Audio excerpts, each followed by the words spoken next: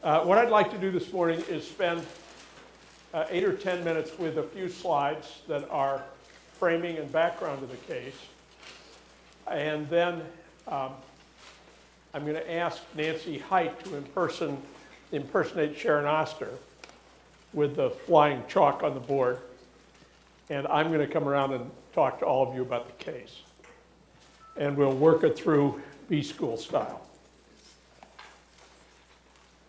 When you look at the institutions involved in the mortgage system, don't assume that they were designed brilliantly or that they were thought out from beginning to end.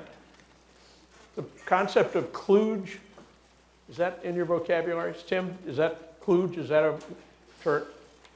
Hands up if kludge is familiar. I'm not going to get anywhere with that idea.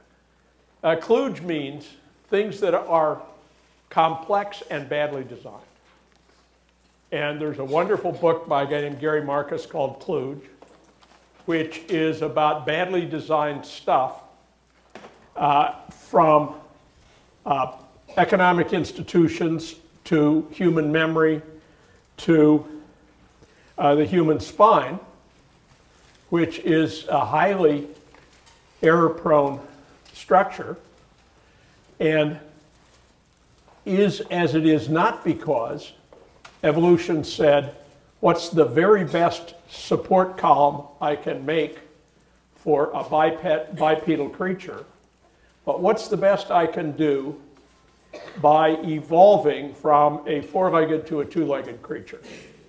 And the spine shows all kinds of design imperfections that are attributable to the fact that it evolved in a horizontal plane and then was readapted in a vertical plane.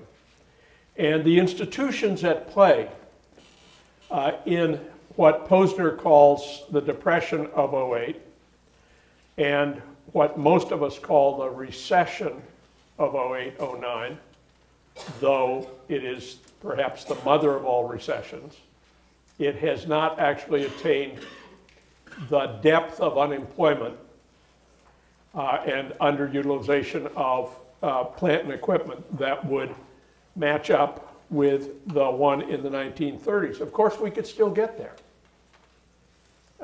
It is possible that it is now 1931,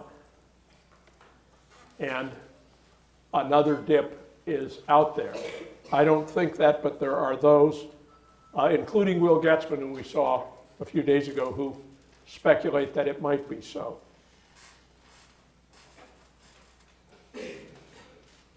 This is a cast of characters for subprime lending. Left to right, the home buyer, the broker, the appraiser, the mortgage lender, the investment banker, and the investors in the bonds created by the investment banks. And in the row I'm touching are the principal incentives that make the whole system go. And the critical thing is that 3 and arguably 4 of the main steps in the process are fee-driven, so that the alignment between the decision maker and the investor, or between the decision maker and the potential home buyer, may be muted by the decision maker thinking fees. If I'm thinking, let's suppose I were a college admissions officer and I was paid by the live students delivered to the school. I might become very generous in my views. I might find creativity in unexpected places.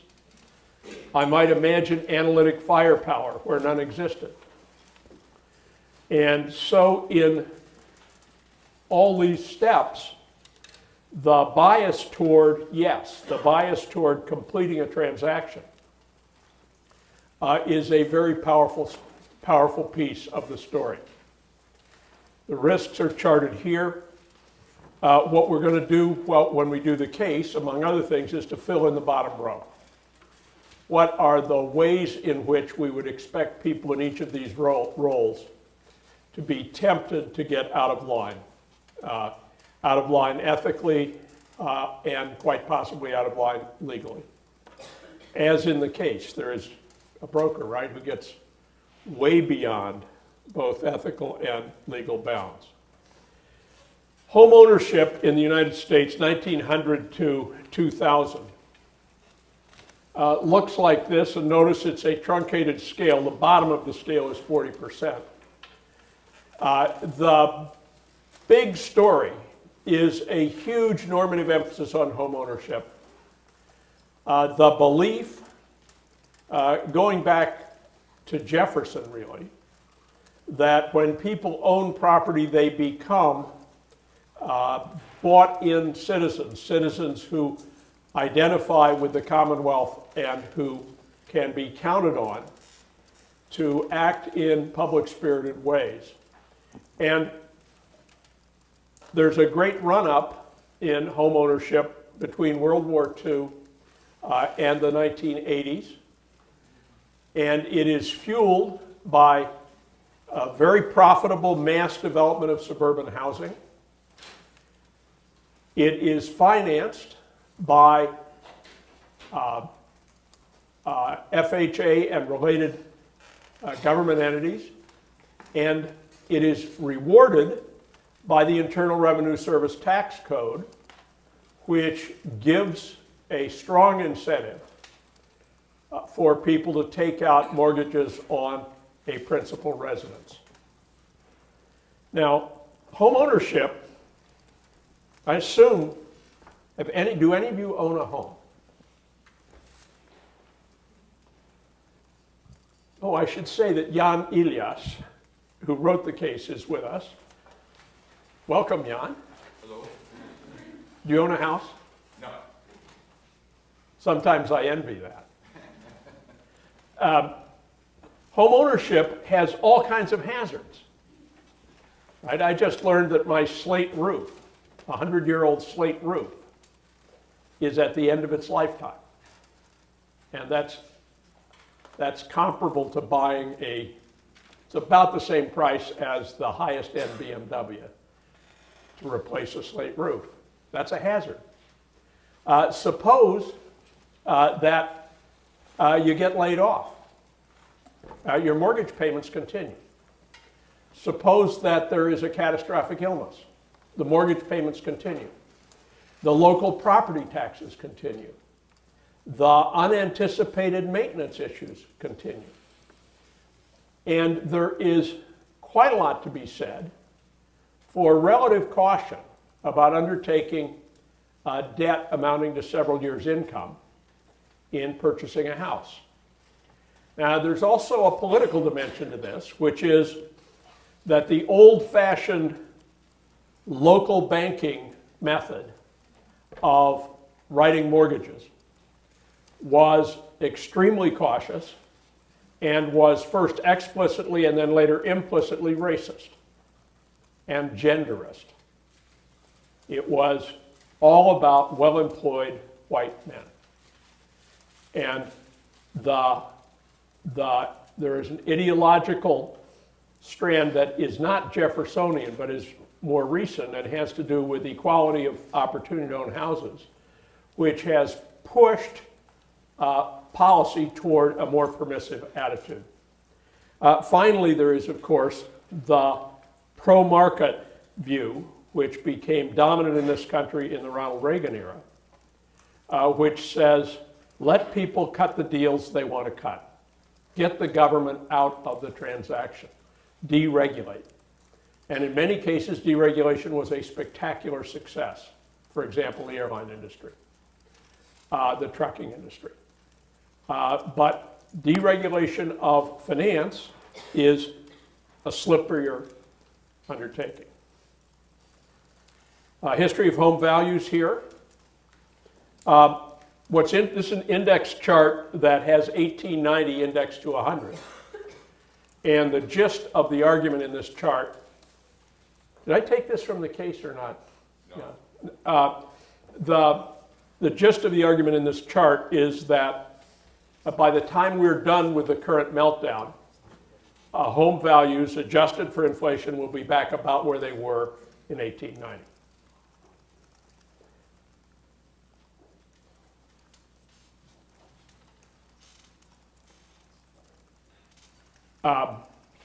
This is a map of Philadelphia, and it's a historically interesting map.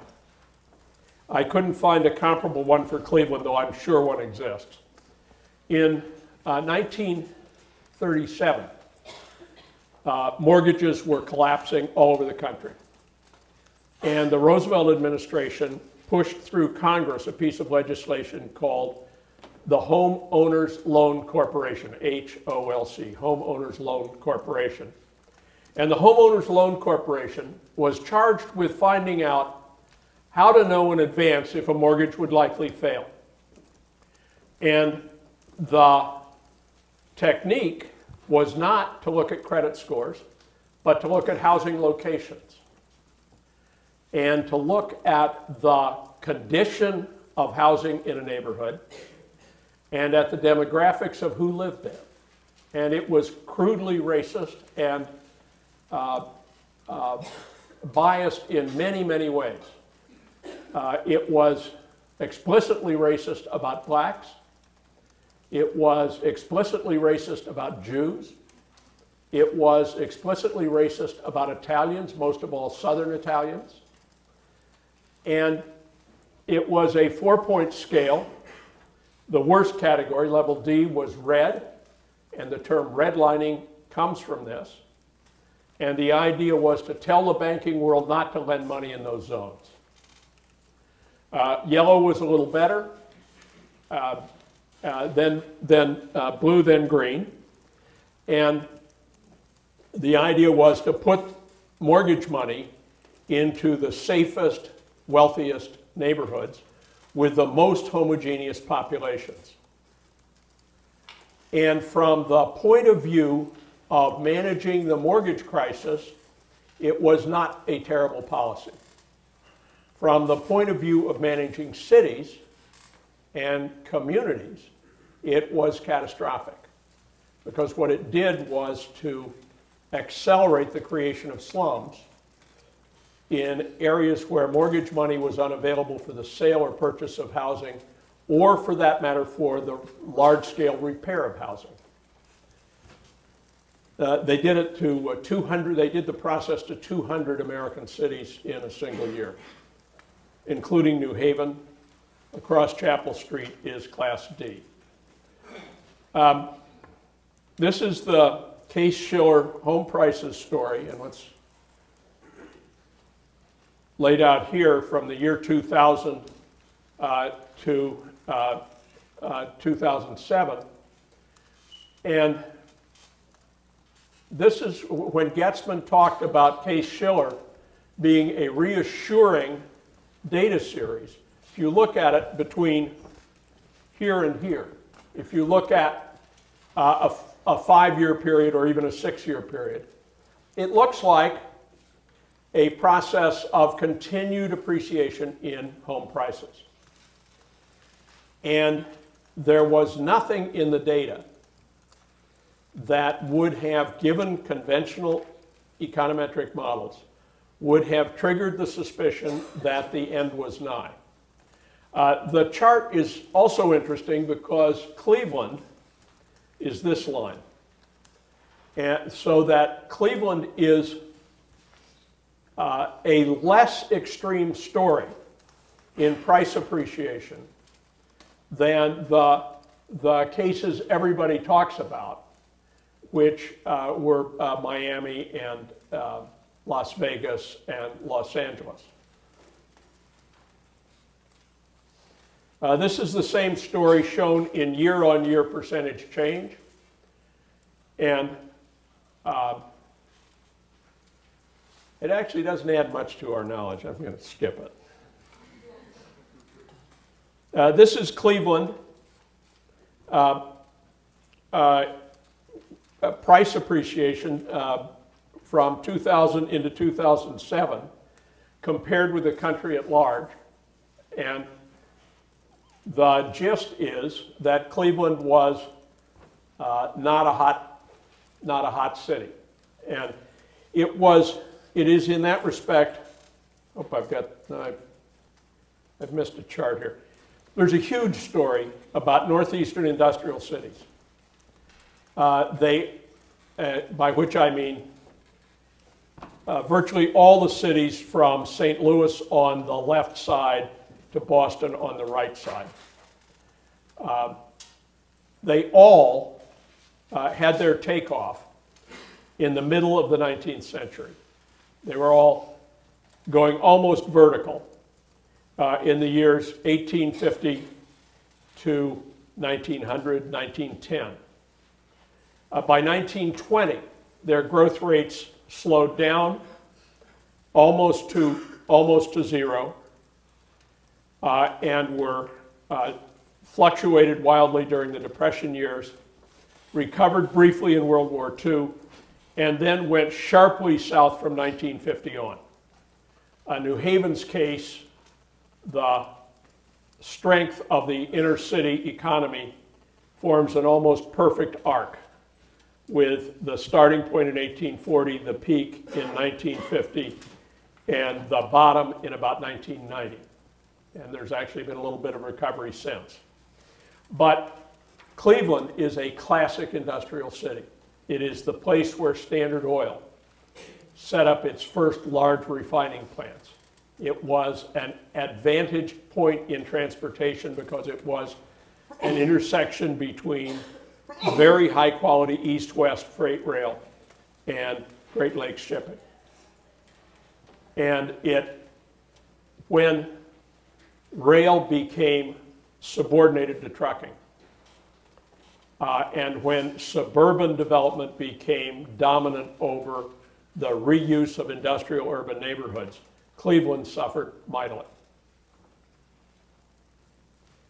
This income map of Cleveland, where median incomes under $22,700 are shown in the darkest rust tone, is where the case takes place. The green dot is approximately the location of Slavic Village. I wouldn't swear to it or argue with Jan if he said move it 3 or 4 degrees of the compass north or east or south or west, but it's right about there. And it is on the edge of a large post-industrial working class neighborhood or mega neighborhood in a declining industrial city. Well, there's the great arc. And the concentration of subprime lending in Cleveland, shown in the darkest tones here, includes the neighborhood we're talking about. And then there's Posner. On page 284, I hope all of you have memorized page 284. It's where he's apportioning blame. But although the financiers bear the primary responsibility for the Depression, that's his name for the recession, I do not think they can be blamed, italics, blamed for it, implying moral censure, any more than one can blame a lion for eating a zebra. Capitalism is Darwinism. Pretty dark interpretation.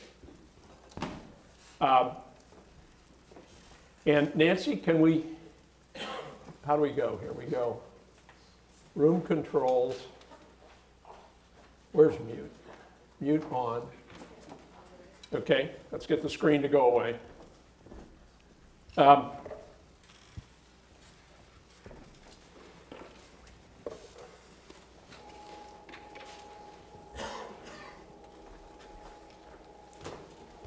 Yeah, thanks.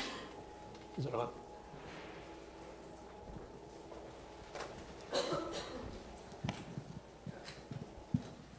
Is it Jennifer?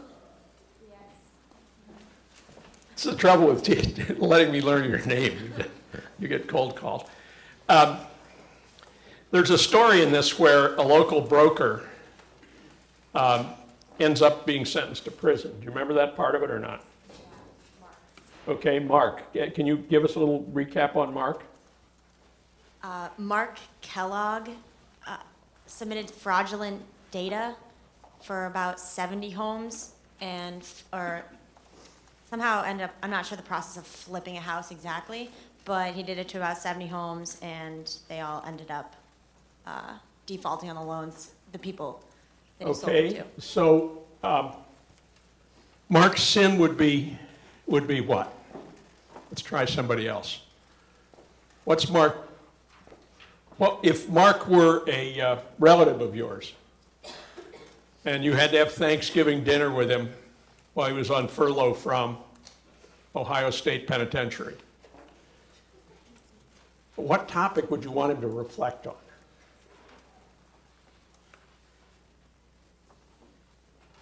Ethical topic. Want to take a shot at this? Perhaps just kind of as Get you it up a little. as you just kind of mentioned with the topic of kind of preying on zebras, perhaps something like that, and that kind of using a position to kind of benefit from people at a much kind of like lower position than you, and kind of to their detriment and to your gain. Okay, so the buyers on your telling are zebras. Okay, that's a plausible position. If the buyers are the zebras in any way blamable in this story? What do you think?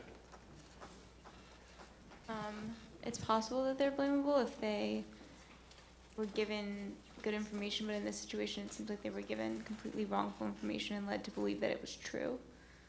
Okay. Way that like a plausible person would believe that. Okay. Can we tell a story where where it's plausible to blame the buyers? Yes. Okay. Where they should have known that if they don't have the income to pay the loan, then they were going to default, and so therefore they should have not bought the home. Thank you. And are there instances where people are encouraged to lie about their incomes? Thomas. So I think there's a big problem with a lot of these jumbo subprime mortgages, they call them, where people were buying really big houses or second houses with subprime mortgages. And in that case, it is their fault because they were just being greedy, right? Okay. And trying to either falsify documents or go for the type of loans that would allow them to get these second properties without really having enough to back it up. Okay, so that's the sin of pride or gluttony. Not really gluttony, but it's bricks and mortar gluttony. Yes. Well, there were also ninja loans, which I think is a very appropriate acronym because of the sneakiness, but it was an acronym for no income, no job, and no assets. Okay, ninja. No income, no job, no assets. And why would anyone encourage another human being to seek a ninja loan? Is it obvious? Yes.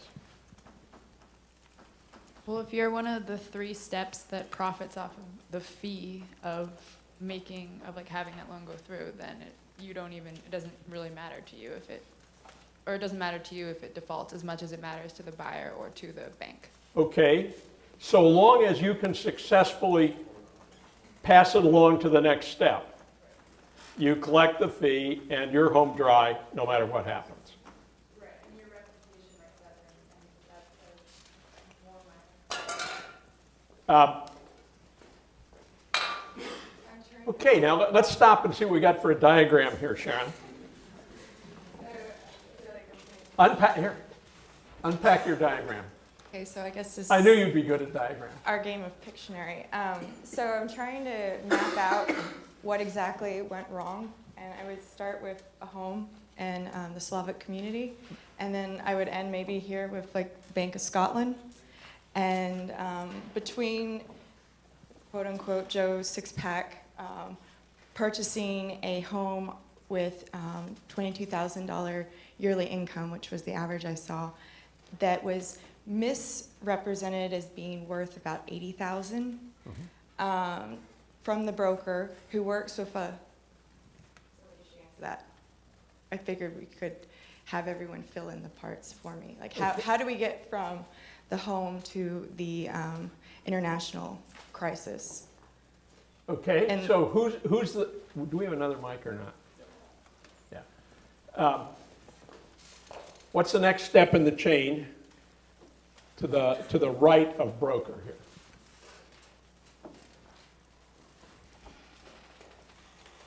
Probably someone will give a rating for this mortgage so that the broker will be able to package it with other mortgages and sell it to an investment banker. Okay, so there's a credit rating story, but there's also another story that's closer to ground level. Concerns the house itself. So we need an evaluation of the house, like what the house value is. Okay, and thanks. And there's a saying in real estate, appraise as instructed. And it's not altogether false that whoever hires, think about the incentives. You're an appraiser. And Tal here hires you to do an appraisal.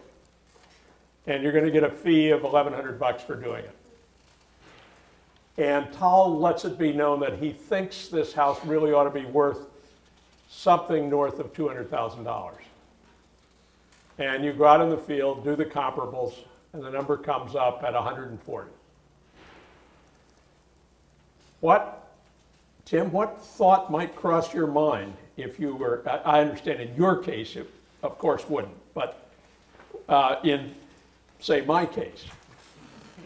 It might cross your mind to trust Tal and just go with the $200,000 prediction. Okay, and the second step in the reasoning is? No one will ever know. No one will ever know, and next time Tal goes to the Yellow Pages for an appraisal, Come to you. he'll come to you, or he's more likely to. He's a damn sight less likely to if you undercut his deal. I'll tell you a Yale story about appraisals. When I was in city government, we leased High Street and Wall Street to Yale for 99 years. We were broke. We needed money. And the mayor sat down with Benno Schmidt. And Benno said, well, the university will handle the appraisal for you. And they did. The two streets together leased for $1 million for 99 years. It should have been a lot more than that. And there were those in city government who thought I was the guy who got the number that low. I was actually pulling hard on making the number at least 1 0 or a 0.5 higher. It allowed the law school to build that gorgeous underground library because the ground rights went with the streets. And so appraise as instructed is an important component in this story. So we got the appraiser there. So who else is involved and what are their incentives? What's the top?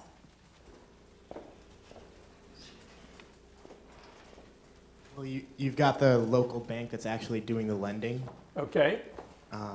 And they probably will get a fee for the loan that they take, and then if they can package and sell it off to someone else, okay, they don't end up with a loan on their books, so they could probably care less how it performs over the long run. Okay, so terrific. So the lender is also fee-driven and is inclined to think that she or he can escape accountability when the property defaults, if it defaults. And why would that be? What do we turn these loans into at the next stage? Let's let him talk. Yeah, I don't think he's, oh yeah, you talked once earlier. Go ahead. Usually it's sold off to a big investment bank or basically a financial powerhouse where they pool the mortgages into these giant collateralized debt obligations or... Okay, CDOs, famous acronym. You want to add anything to this? Okay. So you've got the banks creating these huge bundles, and the bundles, what story could you tell to say that bundling these mortgages from all across the country might be a good thing from the economy's point of view? Is there anything you could say?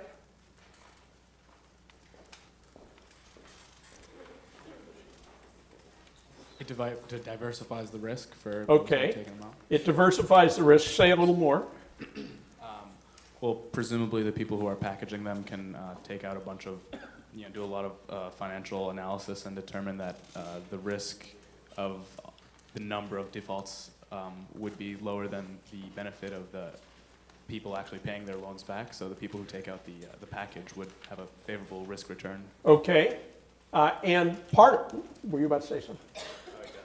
I think it also increases the market of potential buyers, because now rather than owning the mortgage and having to deal with an investor one-on-one, you have a pooling and servicing agreement that has a company as a servicer who handles all the collection of payments and distribution of money to different investors. Okay, so you've got an institutional mechanism that makes this work relatively smoothly. And you're interested, when you create these bundles, in having the risks have relatively low correlation with one another. What would be a bad bundle is one where we can know that some of the mortgages are defaulting and infer from that that lots of others are likely to default. And a bundle that was geographically concentrated on Slavic Village, for example, would have that second characteristic, and that would be a bad thing. So there is a story about risk management that makes that work. Now, are the agencies like Moody's, these outfits that judge creditworthiness of companies and other financial intermediaries, are they in this story anywhere? I don't know if they... Yeah, does Moody's get into your case? I don't think I found it. Just as a kind of footnote, they're rating the CDO. Okay, so everybody know what Moody's and its rivals do? Anybody want to help us with that? Way in the back. Far back, here it comes.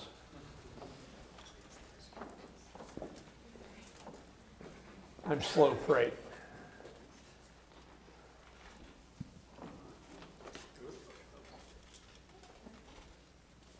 Moody's and its rivals are essentially collect a fee from anyone who wants to spin off an asset or debt obligation to actually rate the soundness of the security for whatever it's supposed to be. They sign a rating like AAA or single. Okay, and if I'm Yale is what was AAA, and I think we're now AA. What's a AAA? What's the advantage of a AAA rating? If you have a higher rating, then that means you can get a lower cost of capital. So if you actually want to raise some money, you can raise it for a lot less, a lower interest. So it reduces the cost of capital, and it therefore has great value to you. Now, if you could bribe Moody's, if you were completely amoral, and you could bribe Moody's to make something AAA when it was really B, it would be worth paying a lot, right? The actual economic value of those ratings is huge. What keeps Moody's honest?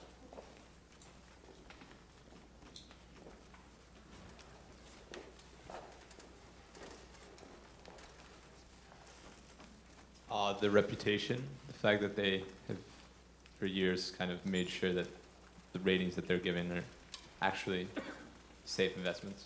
Okay, well, and in general, people on the buy side are going to want the rating agencies to tell the truth, and people on the sell side will be ambivalent about that. So there are cross pressures there, and there is patent evidence of grade inflation in the ratings that these firms produce. Does that surprise you? Tal? Not really, no, because they get paid by the sell side, not by the buy side. Absolutely.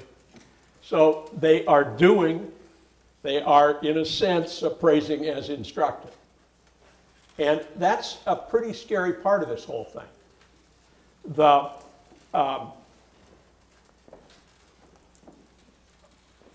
Let's reach all the way back to Adam Smith for a minute. And Smith's story, not just of the invisible hand, but of the generally benign working of markets. In everything Smith says is embedded a basic norm of truth. That I'm not selling you a false mirage of a loaf of bread, I'm selling you an actual loaf of bread. I'm not selling you coffee or a substance that looks like coffee, I'm selling you coffee. And the basic accountability in bilateral trade, where you're buying something from me or I'm buying something from you, we keep each other honest, right? Where it's two parties and there's no information asymmetry, right? Where there are two parties with symmetrical information, the most foundational aspect of a market system is that buyer and seller are equipped to keep each other honest. And where there is a huge information asymmetry, we invent things like Moody's or appraisals of real estate as a substitute, a way of creating or simulating information symmetry. But if the third-party agencies act like sellers to the side that pays them, the information asymmetry is actually made worse, right? And the case, the strongest case for increased government regulation of the finance industry generally, actually, is the difficulty of policing the police, of tracking the integrity of estimates put out there by people who are in the business of correcting information asymmetries.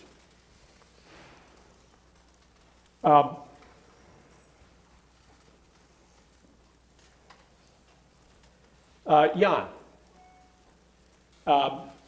are there aspects of the case that you would urge us to pay greater attention to? Well, first of all, on the kind of AAA story, and this may not be in the case per se, but it's certainly part of the thing. Not only is there a nice little boost to the cost of capital if you get rated AAA, but there are certain funds and certain buyers, like money market funds and other funds, that only can buy AAA bonds. Right. So once you cross that threshold, you have just absolutely increased the number of people and possible purchasers of your funds. Because if you put money in a money market fund, you want a reasonably liquid investment, you want a reasonably assured return. These are not supposed to be risky investments, and therefore money market funds, all kinds of other funds are limited to AAA bonds. So getting to that AAA level was really important. To say something, even though I'm not a big fan of their performance in this case, but in terms of Moody's and Fitch and everything, the collusion there doesn't have to be explicit collusion in the sense that if I give you this bond to rate, I will never rate your bond again unless you give me a AAA rating. What happened in this case is Moody's and Fitch and others put out fairly explicit guidelines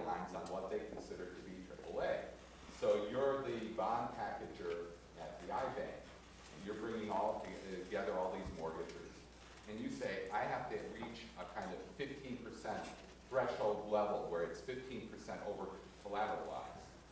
Or I have to buy CDS, which are the default swaps, in order to ensure this investment and get it over that AAA hump. You do exactly what you need to do to get that AAA rating. And what happened when the crisis hit is we had all of these people who are just over the AAA rating, and they, I mean, with them just over, you don't have a spread, you don't have kind of a usual probability distribution. All of these guys who were creating these CDOs knew exactly the kind of where the finish line was and went just a step over that to make sure that they would get the AAA ratings.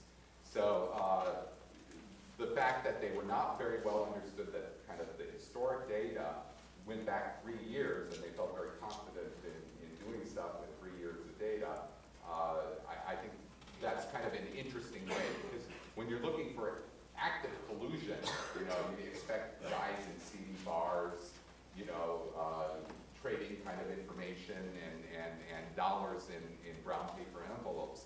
And sometimes it's not that explicit. There are ways of gaming the system without having anyone do anything that even resembles something that's sketchy. So it may be that legitimate cheating in a good blue suit, is more dangerous than cheating in a seedier setting with seedier or putting all your faith in a formula that's really untested by a heck of a lot of data. Maybe also a bad idea. And to go on, I'm actually kind of surprised, given that we're at an elite university with lots of people with connections to Wall Street in some way or another, that everyone thought the zebra was the people buying the houses.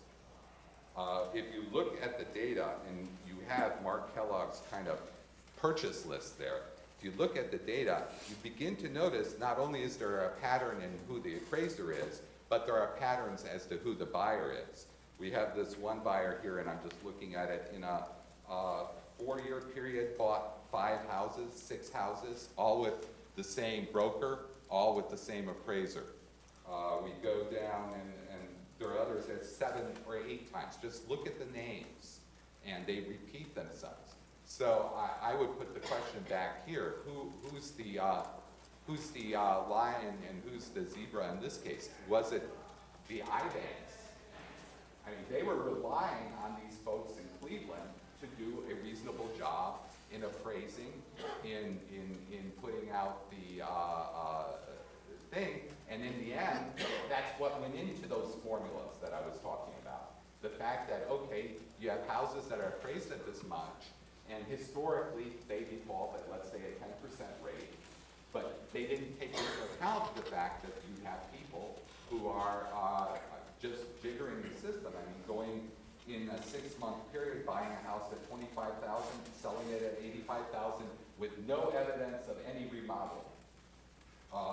And it just goes on. You can go through, the Excel sheet is actually kind of fascinating if you want to play kind of junior detective. If you want to see how these kind of patterns in the data, you can look at the data and go, you know, this can't be right. This really can't be right in terms of who's selling and how much they're selling the things for. And especially when you look at the story, Cleveland wasn't a hot market. And you can't come up with a story like you might for Miami or Las Vegas and say, well, you know, a lot of old people are going to move here, and that's the reason land values are going up. You can't come up with a story like that for Cleveland. I mean, it's a wonderful town, don't get me wrong, but there isn't... Worse yet, they've got the Indians and the Browns. Yes. And they have the Rock and Roll Hall of Fame, but there's really, you know, it's hard to come up with a story, so why are we getting this kind of occurrence and so on? So, you know, that's a point I made. So one thing that I saw was I felt like the zebra really represents potential profits and economic profit more than an individual in itself. So if you look from each of the actors' point of views, the zebra is really what the profits that they're going after under the system that's set up. So rationally, each player is acting in their own best interests, but in the end, the big picture ends up where it hurts the system as a whole. And so I think that like it's very easy to want to put blame on a specific party or a specific group, but it's just very difficult to do because everybody's working under the incentives that has been created for that party. And may I offer another potential zebra to consider, which is the folks, let's say you're buy one of these houses, and the house next to you has been bought for $25,000, sold for $85,000 with no visible improvements. You bought your home for $30,000, you put another $40,000 into it, you have a legitimately $70,000 house. How are you going to feel when that house next to you gets boarded up and goes into foreclosure because someone has been playing the appraisal game? So there's an externality here to consider too in the overall community. So, who's got an idea about how to fix all this? Would it be drumming truth-telling into 3-year-olds? Would it be, yes? I think there's a huge gap in government oversight, particularly with regard to the ratings. When Moody's is, although they have the cross pressures that you talked about, but when Moody's is being paid by one side and not the other, and even if we assume that they're all inflated and therefore must interpret them to be sort of suspect, without some third party that's completely disinterested, like the government, coming in and telling you how to rate it, you're not going to get truthful ratings, and therefore the whole system falls apart from the top. Yep, that sounds right. One of my own inclinations would be to compel the initial lenders to hold a given percentage equity in each loan, so that they can't utterly ignore the probability of default.